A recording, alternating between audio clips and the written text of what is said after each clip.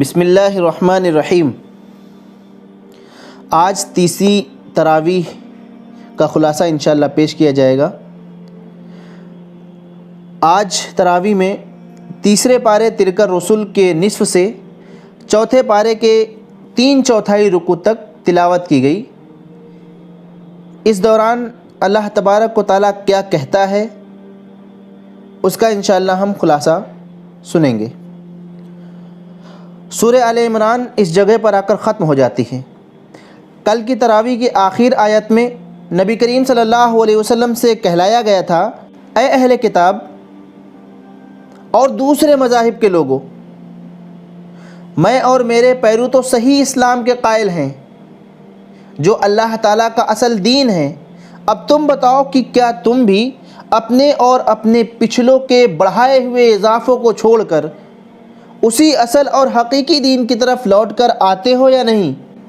ظاہر ہے کہ ہر دھرم لوگ کسی بھی طرح اپنا طریقہ نہیں چھوڑا کرتے، اس لیے فرمایا جو لوگ اللہ کی آیات کا انکار کرتے رہے، ان کے نبیوں کو قتل کرتے رہے اور ان لوگوں کے جان کے بھی دشمن ہو گئے جو لوگوں میں انصاف کی دعوت لے کر اٹھے، تو ایسے لوگوں کو دردناک عذاب کی خوشخبری دے دو۔ یہ اپنی کرتوتوں پر دنیا میں کتنے ہی خوش ہوتے رہیں، مگر حقیقت میں ان کے اعمال اور ان کی کوششیں سب دنیا اور آخرت میں برباد ہو جائیں گی، اور اللہ کی پکڑ سے کوئی نہیں بچ سکتا۔ اللہ کی پکڑ سے کوئی بچانے والا نہیں ہے۔ اہل کتاب کی مسلسل مجرمانہ حرکتوں کا سبب بتایا گیا کہ ان کے من گھڑنت عقیدوں نے ان کو غلط فہمی میں ڈال کر اللہ سے بے خوف بنا دیا ہے۔ پھر مسلمانوں کو تنبیہ کی گئی کہ رازداری کے معاملات میں مومنوں کو چھوڑ کر کافروں کو دوست ہرگز نہ بناؤ۔ اعلان کر دیا کہ اے نبی کریم صلی اللہ علیہ وسلم، آپ فرما دیجئے کہ اگر تم اللہ کو اپنا دوست رکھتے ہو اور میری پیروی کرتے ہو تو اللہ بھی تمہیں اپنا دوست رکھے گا اور تمہارے گناہوں کو بخش دے گا۔ بس اللہ کی اطاعت کرو اور رسول صلی اللہ علیہ وسلم کی اطاعت کرو۔ اگر لوگ اس سے تم کو پھیریں تو معلوم ہو کہ اللہ کافروں کو دوست نہیں رکھتا۔ پھر اللہ تبارک و تعالیٰ نے عیسائیوں کی گمراہی کو واضح کرتے ہوئے حضرت مریم علیہ السلام اور حضرت عیسیٰ علیہ السلام کے معجزات بیان کر کے بتایا کہ حضرت عیسیٰ علیہ السلام کی پیدائش بغیر باپ کے ایسا ہی معجزہ ہے جیسا کہ اللہ تبارک و تعالیٰ نے حضرت آدم علیہ السلام کو بغیر ماں باپ کے پیدا کیا۔ اس دلیل سے معلوم ہوا کہ جب حضرت آدم علیہ السلام خدائی میں شریک نہیں تو حضرت مریم علیہ السلام اور حضرت عیسیٰ علیہ السلام کو کیسے خدائی میں شریک کرتے ہو؟ اہل کتاب پر حجت تمام کرنے کے بعد پھر انہیں اس طرح اسلام کی دعوت دی گئی کہ آؤ کلمے پر جمع ہو جائیں، جو ہم میں اور تم میں یکساں ہیں، ہم دونوں لوگ اس کو مانتے ہیں، اور وہ کلمہ کیا ہے؟ توحید کا ہے۔ اگر توحید کا انکار کرتے ہو تم تو گویا پچھلی کتابوں اور نبیوں کا انکار کرتے ہو۔ پھر حضرت ابراہیم علیہ السلام کا حوالہ دیا کہ ان کو اپنی گمراہی میں کیوں شریک کرتے ہو؟ وہ تو نہ یہودی تھے اور نہ عیسائی تھے بلکہ سچے اور یکسو مسلم تھے۔ توریت اور انجیل تو ان کے بعد آئی ہیں۔ حضرت ابراہیم علیہ السلام سے صحیح نسبت کے حقدار حضرت محمد صلی اللہ علیہ وسلم اور ان کے پیروی کرنے والے ہی ہیں، کیونکہ وہی ان کے دین کو لے کر اٹھے ہیں۔ یہودیوں کی بعض چالوں کا بھی ذکر کیا گیا ہے کہ مسلمان ان کی سازشوں سے ہوشیار رہیں۔ ان میں سے ایک تو یہ کہ کچھ لوگ جو پہلے اسلام قبول کر لیتے ہیں پھر کچھ عرصے بعد اسلام اور مسلمانوں پر الزامات لگا کر اسلام سے خارج ہو جاتے ہیں، نکل جاتے ہیں۔ ان کی پوری تاریخ اس طرح کے حرکتوں سے جو ہے وہ بھری پڑی ہوئی ہے۔ یہود کے علماء اور لیڈروں کو مخاطب کر کے کہا گیا کہ تم اپنی قوم کے اندر تعصب کو بھڑکاتے ہو کہ کسی اسرائیلی کے لیے جائز نہیں ہے کہ غیر اسرائیلی کو نبی مانے، حالانکہ اصل ہدایات تو اللہ تبارک و تعالیٰ کی ہدایت ہے جس کا تمہیں طالب ہونا چاہیے۔ خواہ بنی اسحاق پر آئے یا بنی اسماعیل پر۔ تم اگر سمجھتے ہو کہ کسی کو عزت تمہارے دینے سے ملے گی تو یہ غلط ہے، تمہاری سوچ غلط ہے۔ عزت اور فضیلت اللہ تبارک و تعالیٰ کے ہاتھ میں ہے، جو جسے چاہے دے، وَتُعِزُّ مَن تَشَاءُ وَتُذِلُّ مَن تَشَاءُ۔ اس طرح عیسائیوں پر ان کے عقیدے کی غلطی واضح کرتے ہوئے بتایا گیا کہ اللہ تبارک و تعالیٰ نے تمام نبیوں سے یہ عہد لیا ہے کہ جب تمہارے پاس ایک رسول ان گنت پیشین گوئیوں کو لے کر آئے گا، ان گنت پیشین گوئیوں کا مصداق بن کر آئے گا جو تمہارے پاس پہلے سے پہنچ چکی ہیں، تو تم اس پر ایمان لاؤ گے اور اس کی مدد کرو گے۔ سورہ بقرہ کی طرح سورہ آل عمران میں بھی واضح کیا گیا ہے کہ اللہ تبارک و تعالیٰ کی وفاداری کا مقام جھوٹی رسم داری اور دکھاوے کی دینداری سے نہیں حاصل ہونے والا۔ اس لیے اصل چیز یہ ہے کہ اللہ تبارک و تعالیٰ کی راہ میں ان چیزوں میں سے خرچ کرو جو تمہیں سب سے زیادہ عزیز ہیں۔ اہل کتاب کو ملامت کی گئی ہے کہ سیدھا راستہ بتانے کے لیے تم اللہ تبارک و تعالیٰ کی طرف سے مقرر کیے گئے تھے۔ یہ کس قدر افسوس کا مقام ہے کہ تم اب اس سے لوگوں کو روکنے کا کام کرتے ہو، اپنی کوششوں کو اس کام کے لیے صرف کر رہے ہو، بس اب تمہیں معزول کیا جاتا ہے۔ اور یہ امامت، منصب امامت یہ جو منصب امامت ہے یہ امت محمدیہ کو دیا جاتا ہے۔ ساتھ ہی امت محمدیہ کو بشارت دی گئی کہ اہل کتاب تمہاری مخالفت میں کتنا ہی زور لگا دیں تمہارا کچھ نہ بگاڑ سکیں گے، بشرطے کہ تم صبر اور تقوی پر قائم رہنا، اس سے کمپرومائز نہ کرنا، تبھی تم کامیاب اور سربلند رہو گے۔ جنگ احد میں مسلمانوں کو اپنی ہی غلطی سے جو تکلیف پہنچی، حالانکہ ان کی تعداد بدر کے مقابلے میں دوگنی سے بھی زیادہ تھی، اس پر بے لاگ تبصرہ کرتے ہوئے اللہ تبارک و تعالیٰ نے فرمایا کہ منافقوں کے ساتھ چھوڑ جانے سے بعض لوگ دل برداشتہ ہو گئے تھے، حالانکہ اصل بھروسہ اللہ تبارک و تعالیٰ پر کرنا چاہیے، جبکہ وہ پہلے بھی بدر میں تمہاری مدد کر چکا ہے۔ اور اللہ تبارک و تعالیٰ نے 300 منافقوں کے راستے میں چھوڑ کر تم کو اکیلا چلے جانے پر 3000 فرشتوں سے تمہاری مدد فرمائی۔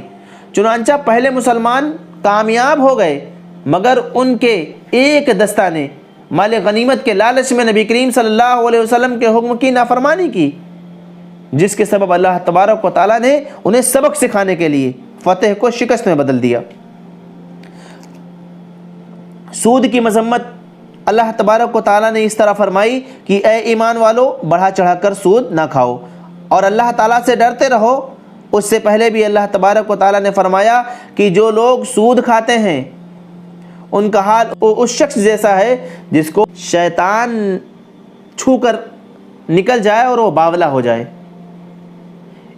اس حالت میں ان کے مبتلا ہونے کی وجہ یہ ہے کہ وہ کہتے ہیں کہ تجارت بھی تو آخر سود ہی ہے یا سود جیسی ہے، حالانکہ اللہ تبارک و تعالیٰ نے تجارت کو حلال کیا ہے اور سود کو حرام۔ جس شخص کو اس کے رب کی طرف سے یہ نصیحت پہنچے اور آئندہ کے لیے وہ سود خوری سے باز آ جائے تو جو کچھ وہ پہلے کھا چکا ہے سو کھا چکا، اس کا معاملہ اللہ کے حوالے ہے، اور جو اس حکم کے بعد پھر اس حرکت کا اعادہ کرے وہ جہنمی ہے۔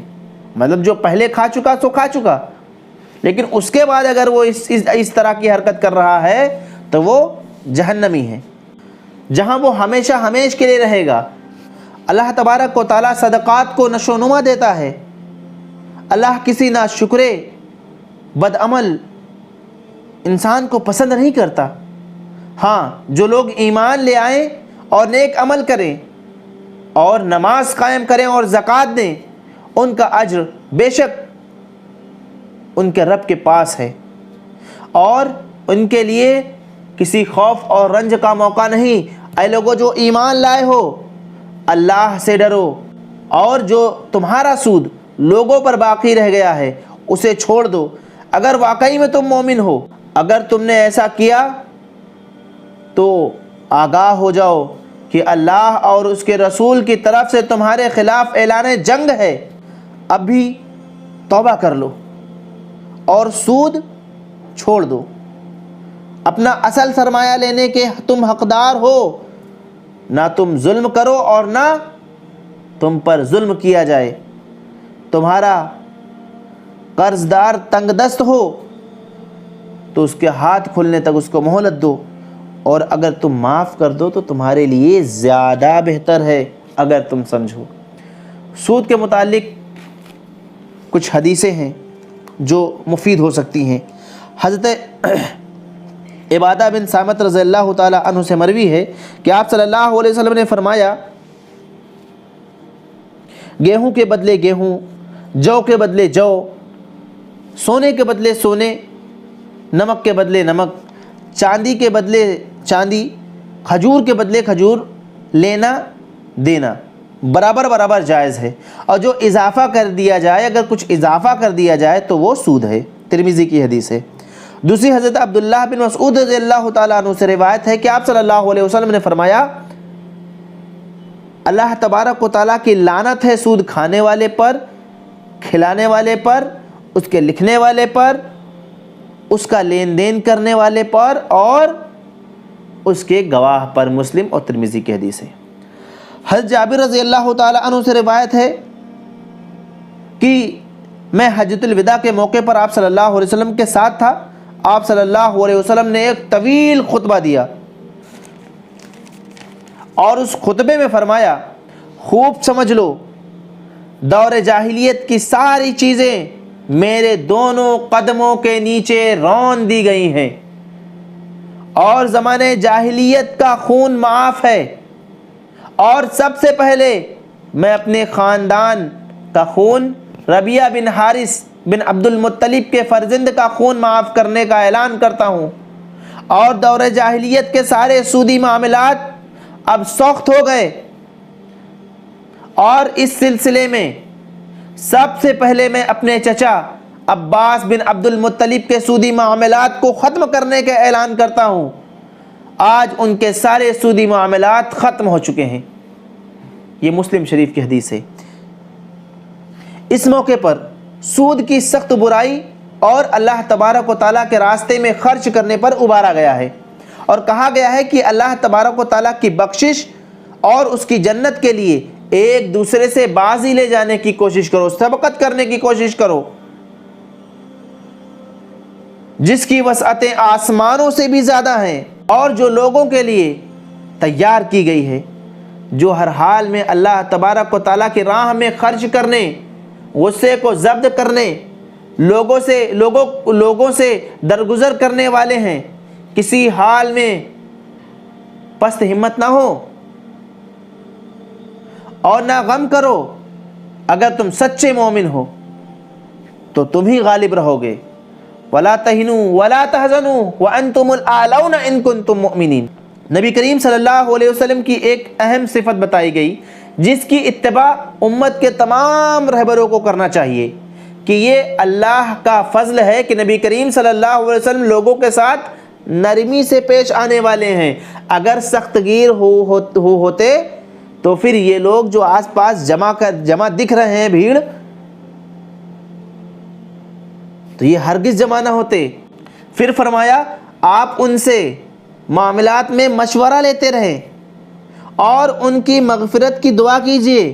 پھر مومنوں کو بتایا کہ ان کے اندر محمد صلی اللہ علیہ وسلم کو بھیج کر ان پر بہت بڑا احسان کیا، اس لیے آزمائشوں اور کافروں سے مقابلہ کرنے سے مت گھبراؤ، کیونکہ اللہ تبارک و تعالیٰ آزمائشوں کے ذریعے پاک لوگوں کو ناپاک لوگوں سے الگ کر کے رہے گا۔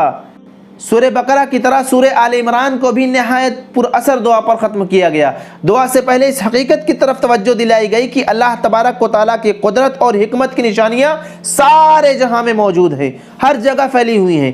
ضرورت اس بات کی ہے کہ آدمی آنکھیں کھولے، اللہ تبارک و تعالیٰ کی بات کو سننے کے لیے کان لگائے اور اس کی حکمتوں پر غور کرنے کے لیے دل و دماغ کا استعمال کرے۔